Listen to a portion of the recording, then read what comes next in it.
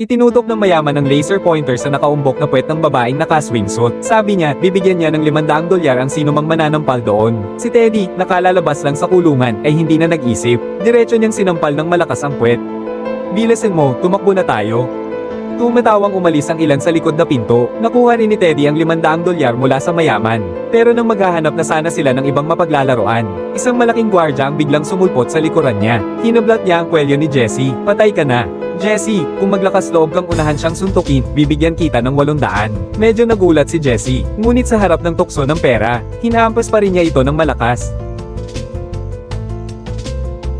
Pagmulat muli ng kanyang mga mata, pero natuklasan nilang napunta sila sa mansyon ng isang mayaman.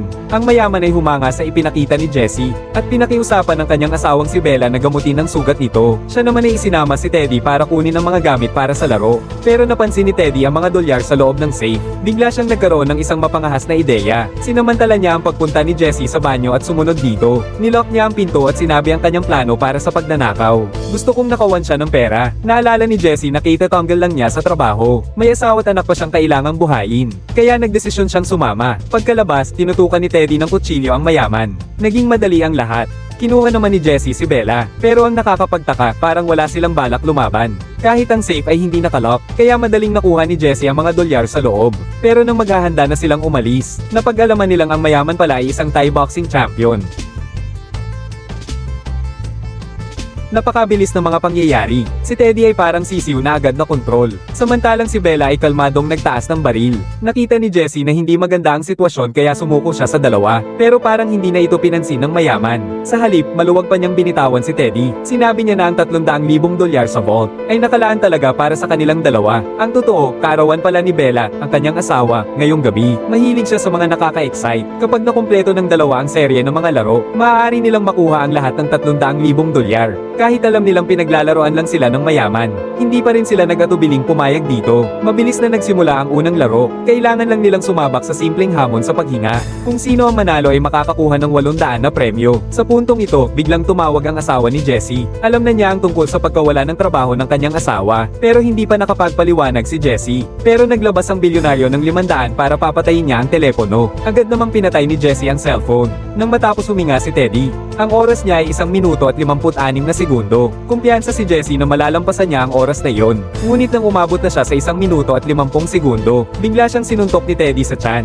Agad na naputol ang kanyang paghinga. Galit na galit si Jessie. Nagreklamo siya sa mayaman dahil sinira ni Teddy ang mga patakaran. Pero sinabi nitong wala naman talagang patakaran simula pa lang. Dahil napahiya, hindi nagpatalo si Jessie. Agad niyang sinimulan ng ikalawang round ng laro. Ipinakita ng mayaman ng isang dumi sa lupa. Nag-iisip ang dalawa kung paano nila ito kakainin. Pero ipinaliwanag ng mayaman na gawa iyon ng aso ng kanilang kapitbahay. Kapag nakapasok ang dalawa sa bahay ng kapitbahay at nakatae, at nakuhanan nito ng litrato, makakakuha sila ng 2,000. Pagkasabi nito, agad na sumugod si Jessie palabas. Maingat siyang pumunta sa sala ng kapitbahay. Nagbaba siya ng pantalon at nagsimulang dumumi doon.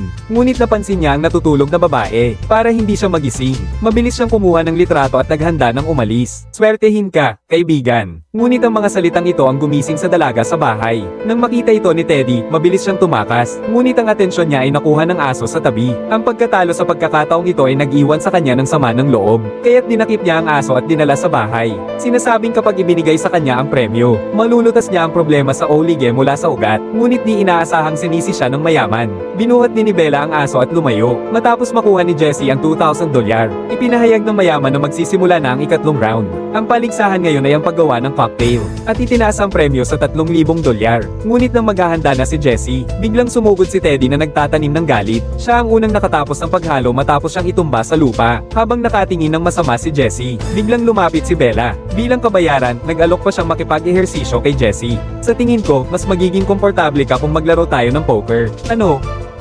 Ano ang sinabi niya? Ang asawa ng mayaman para maghanap ng kilig, dinala pa talaga ang isang estranghero sa bahay para mag-ehersisyo. Sa tingin ko, mas makakapag-relax ka kung makikipagmadyong ka sa akin. Ano? Nalito si Jessie sa hiling ng babae, pero baliwala lang ito sa mayamang asawa. Tinatanong pa siya kung bakit hindi siya pumapayag. Ayos lang, open relationship naman tayo. Pero ang gusto lang ni Jessie na may asawa ay tapusin ang laro para makuha ang pera at umalis. Hindi niya tinanggap ang alok ni Bella. Dahil dito, ang mayaman ay gumamit ng pera para hikayatin siya. Sinabi niyang bibigyan niya siya ng $5,000 kung papayag siya. Nag-alinlangan si Jessie. Kailangan niya ang pera para sa upa. Sige na, Jessie. Habang tinitingnan ng napaka-sexing si Bella, kinumbinsi niya ang sarili na ginagawa niya ito para sa pamilya. Kaya naman napilitan siyang sumang-ayon dito. Si Teddy naman ay buong oras na naguguluhan. Hindi niya maintindihan ang mga kakaibang hilig ng mayayaman. Pagkatapos nito, nakakuha si Jessie ng 5,000. Ang mayaman naman ay bumaba kasama ang kanyang asawa para magpalit ng damit. Sa pagkakataong ito, nakita ni Jessie ang mensahe ng asawa. Dahil nakukonsensya, umalis na siya doon. Nang maghanda ang mayaman at si Bella na ipagpatuloy ang laro, pero napansin niyang wala na si Jessie. Biglang nalungkot si Bella. Dali-dali siyang lumabas ng pinto para habulin ito sa kalye. Ngunit hindi niya rin nakita ang bakas nito. Pagbalik niya, malamig na ang kanyang mukha. Sa sandaling iyon, nagpupumilit si Teddy na magpatuloy sa paglalaro. Pero ang mayaman, ang buo niyang atensyon ay nasa kanyang asawa. Kaya naglabas siya ng $25,000. Pinaputol ni Teddy ang isang daliri niya, sa pag-asang mapapasaya si Bella. Ngunit kahit pumayag si Teddy dito, parang wala pa ring gana si Bella, hanggang sa narinig ang boses ni Jessie sa kwarto. 23,000, putulin ang daliri ko. Oh, aking mabuting kapatid. Sa wakas, nagpakita ka rin. Masayang tumayo si Bella para salubungin siya. Tuwang-tuwa rin ang mayaman sa pagbabalik ni Jessie. Pero si Teddy naman ay nagngangalit sa galit. Ang P25,000 na sana'y mapupunta sa kanya ay naging P23,000 dahil kay Jessie. Kaya napilitan siyang ibaba ang presyo sa P22,000. P22,000, tinatawaran mo ako? P19,000. Sabi ko, pag nagsalita ka pa, susuntukin kita. 18,000. Nagpaligsahan ng dalawa sa pagtawad. Hindi sila pinigilan ni Bella at ang bilyonaryo. Sa huli, nakuha ni Jessie ang pagkakataong putulin ng daliri sa halagang 15,000. Ngunit hindi niya inaasahan na si Teddy pala ang tagapagpatupad. Para hindi siya gantihan nito, pinakuha niya sa bilyonaryo ang ilang pain reliever. Hindi niya inaasahan na samantalahin ni Teddy ang kanyang pagkawala ng atensyon. Biglang tinaga ni Ko gamit ang isang kutsilyo. Ayan, tapos na.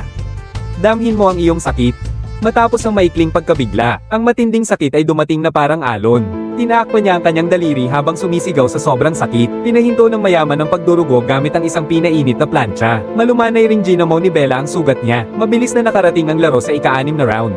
May dalang 2 plato ng pagkain ng mayaman mula sa kusina. Nang makita ito ni Teddy, bigla siyang kinilabutan. Nasa loob pala ang tutang dinala niya mula sa kapitbahay. Nang makita ang pagtanggi ng dalawa, kalmadong sinabi ng mayaman na 50,000 ang premyo sa round na ito. Ang halagang ito ay higit pa sa inaasahan ng dalawa, kaya agad silang nagsimulang maglamon. Ngunit hindi inakala ng dalawa, natabla pala sila sa pagkakataong ito. Dahil dito, napilitan ng mayaman na magdagdag ng laro. Pinulot niya ang naputol na daliri ni Jessie. Sinabi niya na kung sino ang makakain nito ang siyang panalo sa round na ito. Pagkasabi niya nito, itinapon niya ang daliri sa malayo. Nang makita ito, nagsimula silang mag-agawan. Pero sa pagkakataong ito, kitang-kita na lamang ni Jessie ang kalamangan. Ipinukpok niya si Teddy sa lupa at pinagpagulong-gulong. Pagkatapos, kinuha niya ang daliri at isinubo ito ng buo sa malamig na panonood ng dalawang mayaman. Pagkatapos kumain ni Jessie, sumuka siya. Pero idineklara pa rin ni Bella na tapos na niya ang hamon. Sa mga sandaling iyon, nakabawi na si Teddy. Galit na galit niyang ibinuhos ang kanyang puot kay Jessie. Pero hindi pa doon natapos ang laro. Dinala ng mayaman si Teddy sa balkonahe. Sabi niya, kapag pinatay niya si Jessie, makukuha niya ang lahat ng 300,000 cash. At tiniyak na walang anumang magiging problema. Sa una, akala ni Teddy nagbibiro lang ang mayaman. Pero ang seryosong mukha nito, napagtanto niyang mukhang totoo nga ito. Kaya naman, napapayag ako agad. Sa mga oras na iyon, naglilinis ng dugo si Jessie. Hindi niya alam na nasa likod na niya si Teddy. Pero nang malapit na siyang sumugod, hindi pa rin nagawa ni Teddy na saktan siya. Naalala niya ang mga nag-aabang na tingin ng dalawang mayaman. Bigla siyang kinabahan. Jessie, tumakas na tayo. Biglang nablangko ang isip ni Teddy. Hindi niya inaasahan na babarilin siya ni Jessie. Pero wala na siyang masabi. Bumagsak siya ng patirik sa lupa. Walang emosyon ang mukha ng dalawang mayaman. Pero sa kalooban nila, ninanamnam nila ang kasabikan. Pilit na iniangat ni Teddy ang ulo niya kahit hindi pa siya tuluyang patay. Pero ang sumalubong sa kanya ay ang malamig na tingin ni Jessie. Pagkatapos, walang awang binaril siya sa ulo. Iyon pala ang nilalaman ng huling round ng laro. Habang pinipigilan ng mayaman si Teddy, ibinigay rin ni Bella ang baril kay Jessie. Sa huli, si Jessie ang naging huling nanalo. Umalis sa villa na may dalang $300,000. Pagkatapos, naglabas ang mayaman ng $50 at ibinigay kay Bella. Yun pala, nagpustahan din silang dalawa. Kung sino kina Jessie at Teddy ang mabubuhay. Walang duda, si Bella ang nanalo. Ang $300,000 at isang buhay. Para sa kanila, isa lang itong maliit na bagay. Walang alam si Jessie tungkol dito. Pero kahit malaman niya, wala siyang pakialam. Ang gusto lang niya ay maiuwi ang pera sa bahay. Ibigay ang $5,000 na upa para magkaroon ng mas magandang buhay ang asawa at anak niya. Nang umilo ang mga ilaw sa loob, nakita ng asawa si Jessie na puno ng dugo. Doon niya napagtanto kung gaano kalaki ang pangangatawan nito. Buong tapang na kinarga ni Jessie ang bata. Sa sofa ay bundok ng pera. Ang tagpong ito ay tiyak na mananatili sa kanyang puso.